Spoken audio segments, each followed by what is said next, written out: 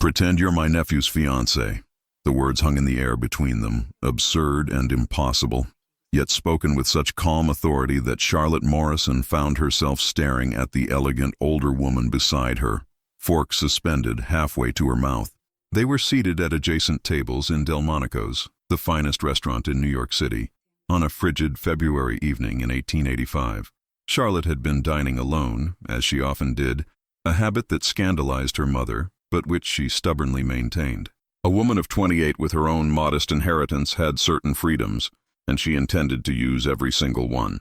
The woman who had just made this outrageous proposition was perhaps 60, with silver hair swept into an impeccable chignon, wearing a gown of midnight blue silk that spoke of wealth and taste. Her eyes, a striking shade of gray, held both desperation and determination. "I beg your pardon?" Charlotte managed, setting down her fork with a soft click against the porcelain. "My nephew?" the woman continued, leaning slightly closer, her voice low but urgent. "He's arriving any moment, and he's brought someone entirely unsuitable. A fortune hunter, I'm certain of it. If he sees me dining alone, he'll insist on joining me, and then I'll be forced to be civil to that dreadful woman." Charlotte should have said no, should have returned to her roasted duck and pretended this bizarre conversation had never happened. But there was something in the older woman's eyes, a flash of genuine distress beneath the aristocratic composure, that gave her pause. "Why would he believe I'm his fiancée?" Charlotte asked, surprising herself. "Surely he would know his own betrothed." "He's been in Europe for 2 years, the woman said quickly. "We've been corresponding about potential matches, and I may have exaggerated the progress of certain negotiations. If he thinks the matter is already settled, he'll have no choice but to send that woman away." It was madness. Complete madness. Charlotte opened her mouth to refuse, and in that exact moment, the restaurant's ornate doors swept open, bringing a gust of cold air and the object of this entire charade. The Duke of Ashford was impossible to miss. He stood in the doorway, tall and commanding, his dark overcoat dusted with snow, his black hair slightly disheveled from the wind. But it was his face that arrested Charlotte's attention. Strong jaw, sharp cheekbones, and eyes of such intense blue they seemed to see straight through the warm glow of gaslight and expensive perfume to the truth beneath. And on his arm, draped like a particularly clingy vine, was a woman of perhaps 25, beautiful in a calculated way, wearing a gown cut just slightly too low for respectable society. "Please," the older woman whispered, and Charlotte heard genuine fear now. "He's my sister's only child. She died asking me to protect him. I know this seems insane, but that woman will ruin him. I can see it. Please, just for tonight." Charlotte's practical mind screamed at her to refuse. But her heart, that traitorous organ that had led her into trouble more than once, recognized something in the aunt's desperation, the fierce protectiveness of someone who loved deeply and feared greatly. "What's your name?" Charlotte asked quietly. "Lady Catherine Blackwell." "And his?" "James Blackwell, 8th Duke of Ashford." Lady Catherine's hand trembled slightly as she reached for her wineglass. "And you are?" "Charlotte Morrison." "Miss Morrison, I will owe you a debt I can never repay." "You don't owe me anything yet," Charlotte said, her heart beginning to pound as the Duke's gaze swept the restaurant. "I haven't agreed." But even as she said it, she was smoothing her napkin, straightening her shoulders, preparing herself for the performance of a lifetime. Because James Blackwell had just spotted his aunt, and his expression had shifted from polite interest to genuine warmth. He was making his way through the tables, the woman on his arm chattering incessantly, and Charlotte had perhaps 30 seconds to decide if she was truly mad enough to do this. 20 seconds. His eyes were even more striking up close, she noticed with an odd sense of detachment, the kind of blue that reminded her of deep water, of summer skies, of things both beautiful and dangerous. 10 seconds. "Aunt Catherine," he said, his voice deep and cultured with just a hint of an accent that 2 years in England had refined. "What a delightful surprise. I didn't expect to find you here." 5 seconds. Lady Catherine rose gracefully, and Charlotte found herself rising too, drawn up by some invisible thread of commitment she hadn't quite meant to grasp. "James, darling," Lady Catherine said, and her smile was radiant, completely transformed from the desperate woman of moments before. "How wonderful that you're back. And how perfect your timing is." She turned, extending her hand toward Charlotte. "I was just dining with Miss Charlotte Morrison, your fiancée." Before we continue, dear listener, tell me, where are you listening to us right now? From the kitchen while preparing lunch? From the living room? taking a well-deserved break, or perhaps from the bedroom, relaxing after a long day? Leave it in the comments. We love knowing you're here with us. And if you're enjoying this story, if the romance is touching your heart, please tap the like button right below. It helps us so much to continue bringing beautiful stories like this to you. And if you're not yet subscribed to the channel, subscribe now. We have a new exciting story every week, waiting for you. Now, let's return to our story, because you will not believe what happens next. The silence that followed Lady Catherine's declaration was profound. The woman on the Duke's arm stopped mid-sentence, her mouth forming a perfect O of shock. James Blackwell's expression went utterly blank, those remarkable blue eyes moving from his aunt to Charlotte and back again with the slow, deliberate movement of a man who suspected he was being played but couldn't quite determine how. He said slowly, "Fiancé." It wasn't a question. It was a statement delivered with such flat incredulity that Charlotte felt heat creep up her neck. This was a mistake, a terrible, catastrophic mistake. "Yes," Lady Catherine said brightly, as if she hadn't just detonated a bomb in the middle of Delmonico's finest dining room.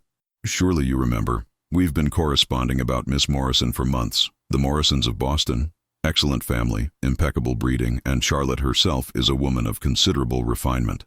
Charlotte wanted to sink through the floor. Instead, she found herself extending her hand to the Duke, forcing a smile that felt brittle as glass. "Your Grace, what a pleasure to finally meet you in person. Your aunt has told me so much about you." His hand closed around hers, warm and strong, and for just a moment, their eyes met. She saw the questions there, the confusion, but also something else. A spark of curiosity, perhaps, or maybe just the calculation of a man trying to understand the game being played. "Has she indeed?" he murmured, his thumb brushing against her glove in a gesture that sent an unexpected shiver down her spine. "How fascinating. She's told me absolutely nothing about you. Oh, this was bad. This was very bad." "James," the woman on his arm interjected, her voice shrill with poorly concealed panic. "What is she talking about? You never mentioned being engaged." "That's because I'm not," he said, still holding Charlotte's hand, still watching her with those penetrating blue eyes. "Or at least, I wasn't aware that I was. Perhaps someone would care to enlighten me?" Lady Catherine's expression never wavered. "Don't be silly, darling. We've exchanged at least a dozen letters on the subject. You agreed that Miss Morrison was the ideal candidate. Perhaps the travel has affected your memory." It was beautifully done, Charlotte had to admit. The perfect blend of concern and gentle chiding that made it seem as though the Duke was the confused party, not the victim of an outrageous deception. James released Charlotte's hand slowly, his gaze finally moving to his aunt. When he spoke, his voice was quiet, but there was steel beneath the cultured tones. "Aunt Catherine, might I have a word with you? Privately?" "Of course, dear. But surely you should introduce me to your companion first." Lady Catherine's smile turned glacial as she regarded the woman on the Duke's arm. "I don't believe we've been properly introduced." The woman's face flushed an unbecoming shade of red. "I am Miss Evangeline Hartley. The Duke and I became acquainted on the crossing from Southampton. We've been practically inseparable for weeks." "How lovely," Lady Catherine said in a tone that suggested it was anything but. "Well, Miss Hartley, I'm afraid you'll have to excuse us. Family matters, you understand. I'm sure the Duke will call on you tomorrow, or perhaps the day after, or whenever his schedule permits, which, given that he's recently become engaged, may be some time." Charlotte watched this exchange with a growing sense of unreality. She had somehow stepped into a play where everyone knew their lines except her, and the script kept changing with each passing moment. Miss Hartley looked to the Duke for support, but his attention was fixed on his aunt, his jaw tight with barely controlled frustration. "Miss Hartley, would you excuse me for a moment? I need to have a discussion with my aunt, and with Miss Morrison." "But James—" "Please," he said, and though his voice remained polite, there was a finality to it that made Miss Hartley's protests die in her throat. She gathered her skirts with a huff of indignation. "Very well, but I expect a full explanation tomorrow, Your Grace. A full explanation." With that, she swept from the restaurant, leaving a trail of expensive perfume and wounded pride in her wake. The moment she was gone, James turned back to Charlotte and his aunt, and the polite mask he'd been wearing slipped just enough to reveal the anger simmering beneath. "My office. Tomorrow morning. 9 o'clock. Both of you." He looked at Charlotte, and she saw accusation there, mixed with something that might have been disappointment. "I don't know what game you're playing, Miss Morrison, but I intend to get to the bottom of it." Before Charlotte could respond, Before she could explain or apologize or do anything at all, he was gone, his tall frame disappearing through the restaurant's doors and into the snowy New York night. Lady Catherine sank back into her chair with a sigh that seemed to come from her very soul. "Well," she said, reaching for her wine glass with a hand that now shook openly. "That could have gone better." Charlotte stared at her. "Could have gone better? Lady Catherine, I just lied to a duke. I claim to be engaged to a man I've never met. And tomorrow morning he's going to demand answers I don't have." "You have answers," Lady Catherine said, meeting her gaze steadily. "You'll tell him the truth, that I begged you to help me, that you took pity on a foolish old woman, and that you meant no harm." "And Miss Hartley?" Lady Catherine's expression hardened. "Miss Evangeline Hartley has been strategically working her way through eligible men on both sides of the Atlantic for the past 3 years. She's been engaged twice, broken it off both times when wealthier prospects appeared, and she's left a trail of broken hearts and empty bank accounts in her wake. I've had her investigated, Miss Morrison. She's a fortune hunter of the worst kind, and my nephew, for all his intelligence, has always had a blind spot when it comes to beautiful women in distress." Charlotte should have been shocked by the venom in the older woman's voice. Instead, she found herself curious. "How do you know she's targeting him for his fortune?" "Because she told her traveling companion as much. A companion who happens to be the cousin of my dear friend Margaret. The walls on ships are remarkably thin, it seems." Lady Catherine took a sip of wine. She planned the entire thing. The chance meeting on deck, the shared interest in poetry, even a conveniently twisted ankle that required the Duke's strong arms to carry her to her cabin. "That's fairly elaborate," Charlotte admitted. "That's fairly typical," Lady Catherine corrected.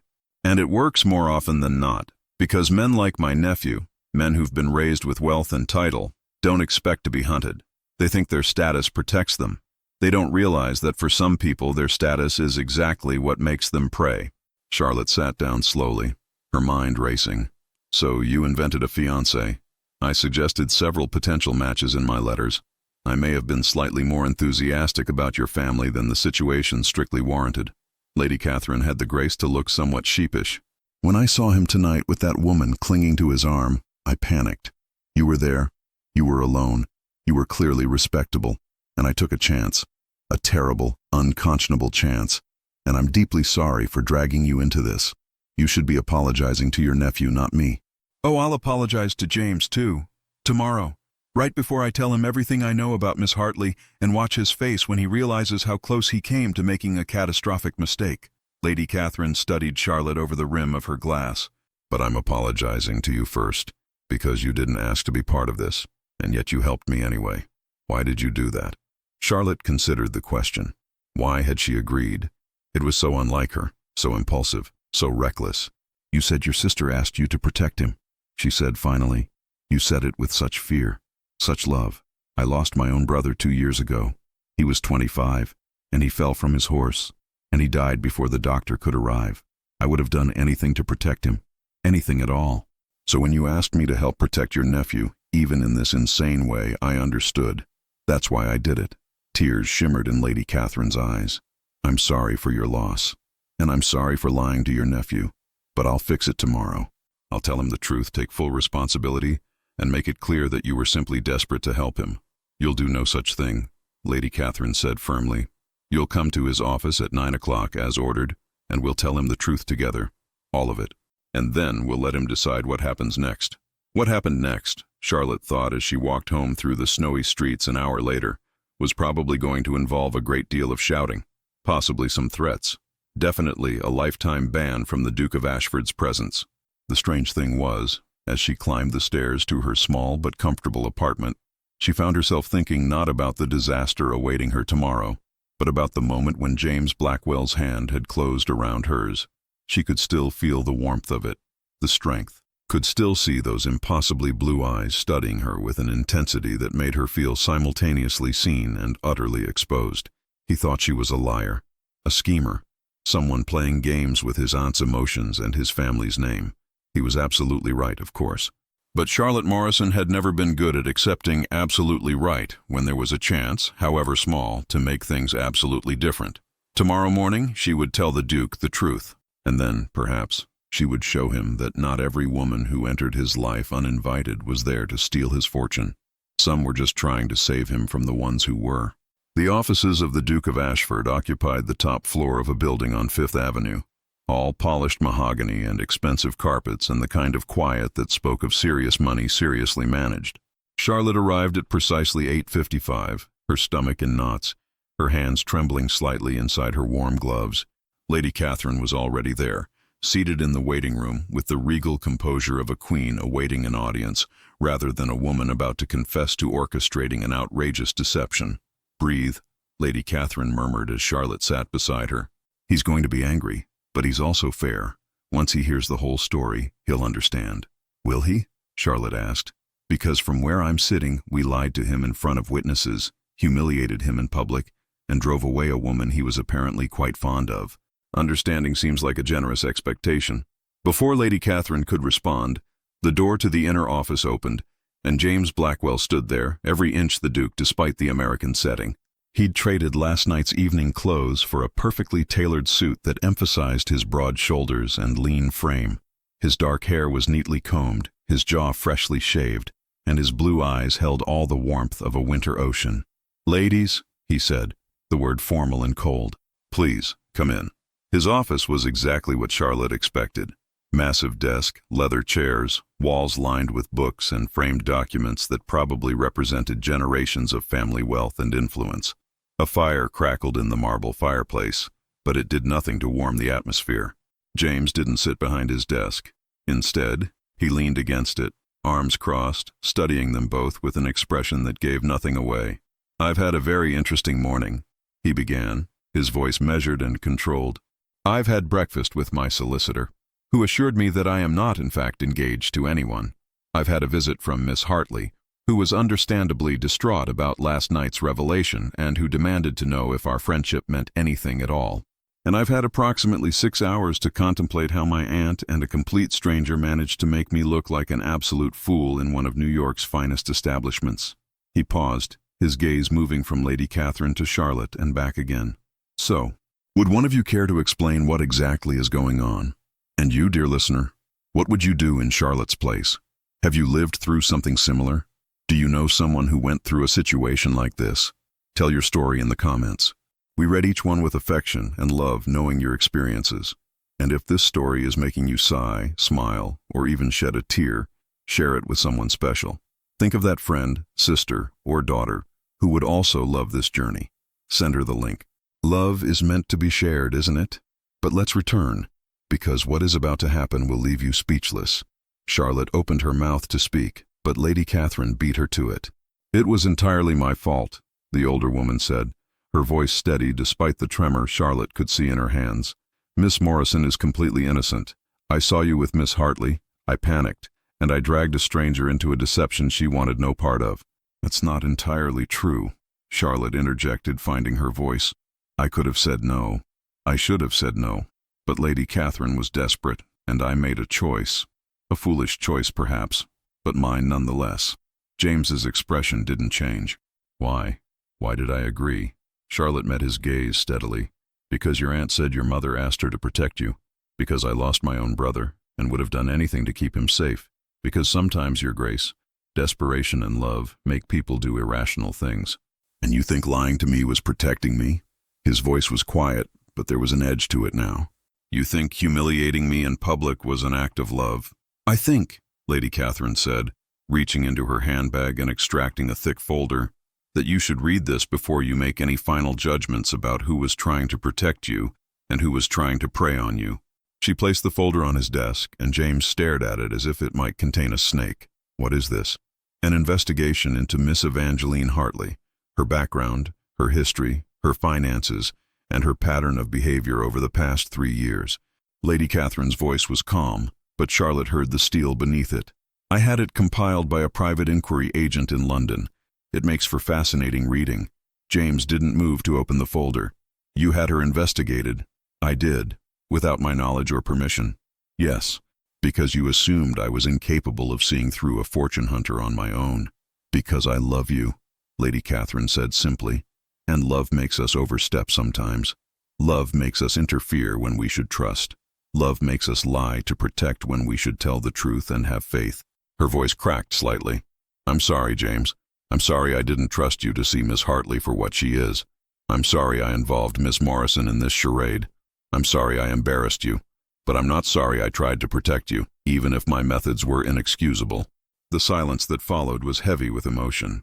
Charlotte watched James's face, saw the war between anger and understanding playing out in those expressive blue eyes. Finally, he picked up the folder. "I'll read this. Not because I think you're right, but because I owe it to you to at least consider your concerns." He looked at Charlotte then, and something in his expression made her breath catch. "As for you, Miss Morrison, I don't know what to make of you yet. You're either the most compassionate person I've ever met or the most talented actress. Either way, you've complicated my life considerably in the space of 12 hours. I'm sorry," Charlotte said, meaning it. "Truly. If there's anything I can do to make amends—" "There is," he interrupted. "You can have dinner with me, tonight, just the two of us. No chaperones, no schemes, no performances. I want to know who you really are, Charlotte Morrison. I want to understand what kind of woman agrees to pretend to be engaged to a stranger to help a desperate aunt." Charlotte's heart did something complicated in her chest. "Is that wise? After everything that's happened?" "Probably not," he admitted, and for the first time a ghost of a smile touched his lips. "But I've spent 2 years in England being wise and proper and doing exactly what was expected of me. Perhaps it's time I did something completely inadvisable. What do you say, Miss Morrison? Will you have dinner with your fake fiancé?" She should say no. Should run from this office and never look back. Should let the Duke of Ashford sort out his own romantic entanglements without her interference. "Yes," she heard herself say instead. "I'd be delighted." The restaurant James chose was nothing like Delmonico's. It was smaller, quieter, tucked away on a side street in Greenwich Village where artists and writers gathered, where titles and fortunes mattered less than conversation and ideas. Charlotte arrived to find him already there, seated at a corner table, the formal Duke replaced by a man in a simple suit, his tie slightly loosened, his hair falling over his forehead in a way that made him seem younger, more approachable. "You came," he said, rising as she approached. "Did you think I wouldn't?" "I wasn't sure." He pulled out her chair, waited until she was seated before returning to his own. "After this morning, I thought you might prefer to never see me again." "I considered it," Charlotte admitted. "But then I realized I was curious." "About what?" "About you. About why a duke would choose a place like this over the restaurants where people would see and recognize you. About what you've been doing in England for 2 years. About whether you're really as angry as you seemed this morning or if that was just pride wounded by a scheme you didn't see coming." James laughed, a genuine sound that transformed his face. "You're direct. I like that. Most women I know dance around questions, especially with someone of my rank." "I'm not most women," Charlotte said. "And besides, you asked me here to get to know the real me. The real me tends to say what she thinks. Then let me return the favor." He leaned forward, his blue eyes intent on hers. "I read Aunt Catherine's report on Miss Hartley. Every word of it. And she was right. About all of it. The broken engagements, the debts, the pattern of targeting wealthy men and extracting as much as possible before moving on. I was a fool not to see it." "You're not a fool," Charlotte said gently. "You're someone who wanted to believe the best of a person. That's not weakness. That's hope. Hope nearly got me trapped in a disastrous marriage. But it didn't. Because your aunt loves you, and she interfered, and I happened to be in the right place at the right time to help her interfere." Charlotte paused. "Although I'm still not sure why you're having dinner with me. Surely once you realized Miss Hartley was exactly what your aunt said, you could have simply thanked me for my help and sent me on my way." James was quiet for a long moment, his fingers tracing the stem of his wine glass. When he looked up, there was something vulnerable in his expression, something that made Charlotte's breath catch. "When you held my hand last night," he said quietly, "when you looked at me and lied about being my fiancé, do you know what I felt?" She shook her head, not trusting her voice. "Relief," he said. "For just a moment before the confusion and anger set in, I felt profound relief, because the woman standing in front of me, claiming to be promised to me, was nothing like the women I'd been meeting in England. She wasn't simpering or coy. She didn't lower her eyes or blush on command. She looked me straight in the eye and matched her lie to my aunt's with such conviction that I almost believed it myself.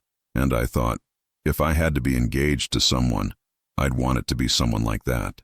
Someone brave enough to look at a duke and see just a man." Charlotte's heart was hammering now. "James, I know it was a performance," he continued, I know you were helping my aunt, that none of it was real, but it made me realize something. I've spent 2 years in England meeting appropriate women. Women my title and fortune made suitable. Women who wanted to be a duchess but had no interest in knowing who James actually was beneath the title. And in one night, a stranger in a restaurant showed me what I'd been missing. Not the performance, the possibility. The possibility of what? Charlotte asked, her voice barely above a whisper. Of finding someone who chooses me, not my title. Someone who lies to protect people she loves, even strangers, because she understands the value of family and loyalty.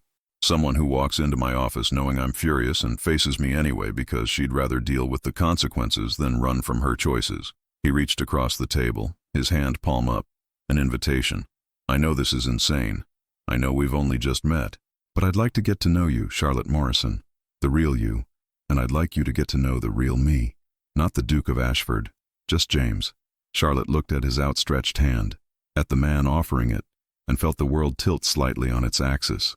She could say no, could thank him politely, finish dinner, and walk away from this entire bizarre situation. Could return to her quiet, independent life and forget about blue eyes and unexpected proposals and the strange flutter in her chest when he said her name. Or, she placed her hand in his, felt his fingers close warm and sure around hers, and smiled. Just Charlotte, she agreed, and just James. Though I warn you, I'm terribly opinionated about politics. I can't carry a tune to save my life, and I have a cat named Aristotle who despises everyone except me. I'm unnecessarily competitive about chess. I once got into a fistfight at Oxford over a disagreement about romantic poetry, and I'm allergic to strawberries. He grinned. Shall we see if we can tolerate each other despite these obvious character flaws? I suppose we might as well try, Charlotte said, and realized she was grinning back. What followed was the strangest, most wonderful dinner of Charlotte's life. They talked about everything. James's time in England, the suffocating weight of expectations and tradition, Charlotte's work with a women's literacy charity, her frustration with society's limitations on what women could do and be, his love of architecture and her passion for literature, the loneliness of being in a crowded room full of people who wanted something from you, the freedom of being truly seen by someone who wanted nothing but your company. Hours passed like minutes. The restaurant emptied around them. The candles burned low. I should get you home, James said finally, reluctantly. It's nearly midnight. Your reputation will be in tatters if anyone saw you dining alone with me for so long. My reputation has survived worse, Charlotte said. But yes, I should go. I have a meeting with the Literacy Charity Board tomorrow morning, and they frown upon volunteers who arrive half asleep. He insisted on escorting her home, and they walked through the quiet streets, their breath forming clouds in the cold air, their hands brushing occasionally in a way that sent little sparks of electricity up Charlotte's arm. At her building's entrance, James paused. May I call on you tomorrow? Properly this time? With flowers and a formal request to your chaperone and all the appropriate steps I should have taken before having dinner with you unchaperoned? I don't have a chaperone, Charlotte admitted. I live alone. Another scandal for society to whisper about. You, James said, his voice warm with admiration, are the most scandalous woman I've ever met, and I find I absolutely delight in it. Before Charlotte could respond, before she could think better of it, she rose up on her toes and pressed a quick, soft kiss to his cheek. Good night, James Blackwell. Thank you for dinner, and for seeing me. She turned and fled up the stairs before she could see his reaction, her heart pounding, her cheeks flushed with a combination of embarrassment and exhilaration. Behind her, standing on the snowy sidewalk, James touched his cheek where her lips had been and smiled like a man who'd just discovered something rare and precious. We're almost reaching the end of this exciting journey. But if you love the romance of Charlotte and James, I have wonderful news. We have dozens of other stories waiting for you here on the channel. Breathtaking historical romances, heartwarming second chances, unlikely loves that seem impossible until they happen, each story more exciting than the last. After finishing this one, scroll down and check out our playlists. I'm sure you'll find your next favorite story. And don't forget, activate the notification bell. That way you receive an alert whenever we publish a new story. Because let's be honest, you already know you'll want the next one, right? Now yes, let's get to the moment you were waiting for, the ending your heart asked for. The courtship that followed was unlike anything Charlotte had imagined. James called the next day, as promised, with flowers. Not roses, which every other man would have chosen, but lilies and lavender. because he'd listened when she mentioned they were her favorites during dinner. He took her to museums and art galleries, to poetry readings in Brooklyn and symphony performances at Carnegie Hall, to quiet dinners and noisy debates and every moment in between. He introduced her to his world, yes, but he also stepped into hers, attended her charity meetings, and listened with genuine interest to the challenges of teaching working-class women to read. Donated generously, and then donated his time too, helping to organize fundraisers and leverage his connections to gain support. And through it all, Charlotte fell. Not for the Duke of Ashford, though she certainly respected his title and the responsibilities it carried.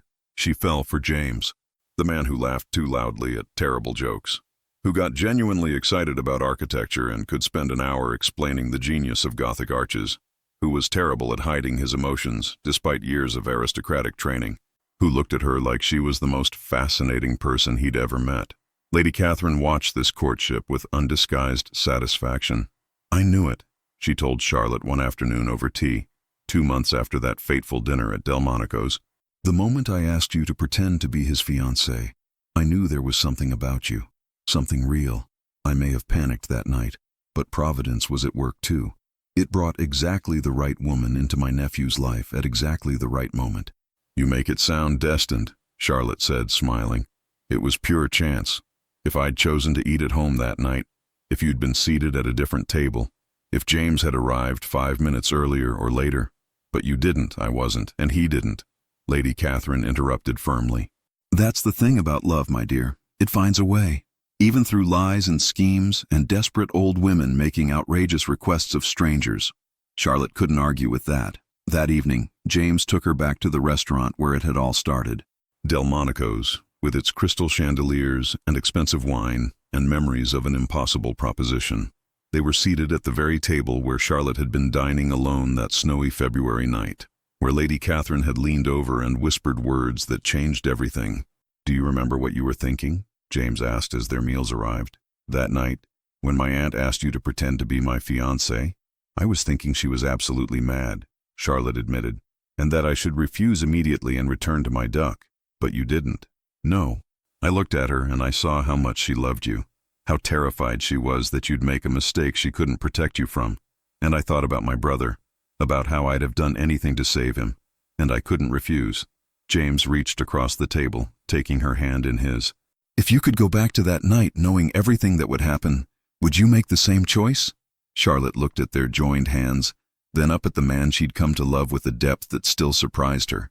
"Yes, 1,000 times yes." "Good," James said. He stood, and Charlotte's breath caught as he moved around the table and knelt beside her chair. The restaurant went quiet around them, diners turning to stare. From his pocket, James drew a small velvet box. "2 months ago you pretended to be my fiancé to help my aunt. You lied to protect a stranger, and in doing so, you saved me from a disastrous mistake and led me to the most genuine relationship of my life." He opened the box, revealing a ring that caught the candlelight and threw it back in brilliant sparks. "Charlotte Morrison, would you do me the extraordinary honor of becoming my fiancée again? Only this time, truly, legally, forever." Tears spilled down Charlotte's cheeks. "James, I know it's fast," he continued, his voice rough with emotion. "I know we've only known each other 2 months, but I've learned that sometimes the best things in life come from taking risks, from trusting what feels right instead of what seems proper. And you feel right, Charlotte. You feel like home." Around them, the restaurant had gone completely silent, every eye on them, every ear waiting for her answer. Charlotte thought about that snowy night in February, about a desperate aunt and an impossible request, about lies that led to truth and schemes that led to love, about how sometimes the most unexpected moments bring the most perfect joy. "Yes," she said, laughing through her tears. "Yes, James Blackwell, I will marry you. Truly, legally, forever."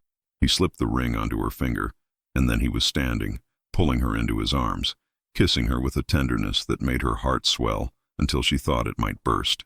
The restaurant erupted in applause, and in the corner, dabbing at her eyes with a lace handkerchief, Lady Catherine Blackwell smiled with the satisfaction of a woman whose desperate scheme had worked out even better than she'd hoped. The wedding took place in June in the garden of James's estate in Newport. Charlotte wore a gown of ivory silk, her hair woven with the same lilies and lavender James had brought her that first day. Lady Catherine served as her matron of honor, because, as Charlotte said, without her interference, none of this would have happened. As they exchanged vows under an arch of roses, as James slipped a second ring onto her finger to join the engagement band, Charlotte caught his eye and saw her own wonder reflected there. How strange, she thought, that a lie could lead to the most honest relationship of her life. How perfect that a pretend engagement could become the realest love she'd ever known. "I love you," James whispered as the minister pronounced them husband and wife. "My impossible, wonderful wife." "I love you," Charlotte whispered back. "My once fake fiancé." They kissed as husband and wife for the first time, and the assembled guests cheered, and somewhere in the crowd, Lady Catherine turned to her friend Margaret and said with great satisfaction, "I told you my instincts were excellent. That girl was perfect for him from the moment I saw her eating duck alone at Delmonico's." Margaret laughed. "You told me you picked her because she was the only woman nearby and you were desperate." "Well," Lady Catherine said, her eyes twinkling, "perhaps it was a bit of both. Desperation and destiny. Sometimes they look remarkably similar." And so ends the story of Charlotte and James. A journey about love that begins with lies and ends with truth. About taking chances on strangers who become family. About the courage to be vulnerable and the wisdom to recognize real love when it appears, even in the most unlikely circumstances. I hope this story touched your heart as much as it touched mine bringing it to you. If it moved you, if you sighed, if you smiled along with our characters, leave your like. It motivates us to continue. And tell us in the comments, what was your favorite moment? What touched you most? We want to know. Each comment is read with affection. Are you missing it already? Don't worry. We have a new story coming very soon. Subscribe and activate notifications so you don't miss it. And while you wait, explore our channel. We have so many other beautiful stories waiting for you. Thank you so much for your company, for choosing to spend this time with us, for opening your heart to one more love story. Until the next journey, dear listener, may your heart always be open to love, to hope, and to the good moments life reserves for us. A warm hug, and see you soon.